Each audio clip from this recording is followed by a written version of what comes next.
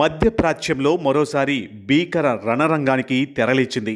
మంగళవారం హోర్ముజ్ జలసంధిలో అంతర్జాతీయ వాణిజ్య నౌకలపై ఇరాన్ జరిపిన దాడులను తీవ్రంగా పరిగణించిన అమెరికా బుధవారం తెల్లవారుజామునే ఇరాన్కు చెందిన సైనిక స్థావరాలు, వ్యూహాత్మక మౌలిక సదుపాయాలే లక్ష్యంగా అత్యంత శక్తివంతమైన వైమానిక దాడులను నిర్వహించింది. ఈ దాడులకు ప్రతిస్పందనగా ఇరాన్ సైన్యం కూడా గల్ఫ్ దేశాలలోని అమెరికా మిలిటరీ బేస్లను టార్గెట్ చేస్తూ బాంబుల వర్షం కురిపించడంతో పశ్చిమ ఆసియా అంతా పేలుళ్లతో దద్దరిల్లిపోతుంది. ఈ భౌగోళిక ఉద్రిక్తతల మధ్య నాటో శిఖరాగ్ర సమావేశంలో పాల్గొనేందుకు టర్కీ రాజధాని అంకారాకు చేరుకున్న అమెరికా అధ్యక్షుడు డొనాల్డ్ ట్రంప్ బుధవారం మీడియా సమావేశంలో ఇరాన్పై తీవ్రస్థాయిలో విరుచుకుపడ్డారు.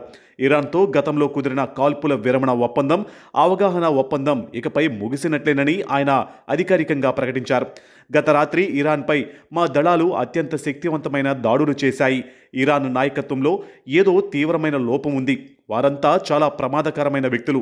ఇకపై వారితో చర్చలు జరిపే ప్రసక్తే లేదు అని ట్రంప్ స్పష్టం చేశారు. అంతేకాదు, ఇరాన్ అణు కార్యక్రమాన్ని పూర్తిగా తుడిచిపెట్టడమే తమ లక్ష్యమని, అవసరమైతే మరిన్ని సైనిక చర్యలు తీసుకోవడానికి వెనకాడబోమని పశ్చిమ దేశాల సాక్షిగా ట్రంప్ హెచ్చరించారు. ఈ వ్యాఖ్యలపై ఇరాన్ విదేశాంగ శాఖ తీవ్రంగా స్పందించింది.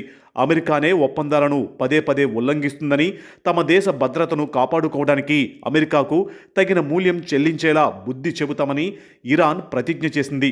ట్రంప్ చేసిన ఈ ఆకస్మిక యుద్ధ ప్రకటనతో అంతర్జాతీయ ఇంధన మార్కెట్లో ఒక్కసారిగా కలకలం రేగింది. ముడి చమురు సరఫరా నిలిచిపోతుందనే భయంతో గ్లోబల్ మార్కెట్లో బ్రెంట్ క్రూడ్ ధర 5.3% పెరిగి బ్యారెల్కు $78.09 చేరుకోగా, వెస్ట్ టెక్సాస్ ఇంటర్మీడియట్ WTI ధర 5.4% పెరిగి $74.23 చేరింది.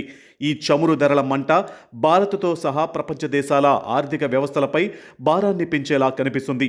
ఈ యుద్ధ మేఘాల ప్రభావం భారత్ స్టాక్ మార్కెట్లపై కూడా తీవ్రంగా పడింది. బుధవారం మధ్యాహ్న సమయానికే బాంబే స్టాక్ ఎక్స్చేంజ్ సూచీ సెన్సెక్స్ ఏకంగా 1506 పాయింట్లు కుప్పకూలి 76,673 వద్ద కొనసాగగా, నిఫ్టీ 461 పాయింట్లు నష్టపోయి 23,937 మార్కుకు పడిపోయింది.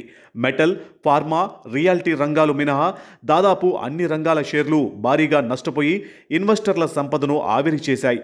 అయితే ఈ ప్రెస్ మీట్లో ట్రంప్ కేవలం ఇరాన్పైనే కాకుండా తమ సొంత నాటో కూటమి దేశాలపై కూడా తీవ్ర అసంతృప్తిని, ఆగ్రహాన్ని వ్యక్తం చేశారు.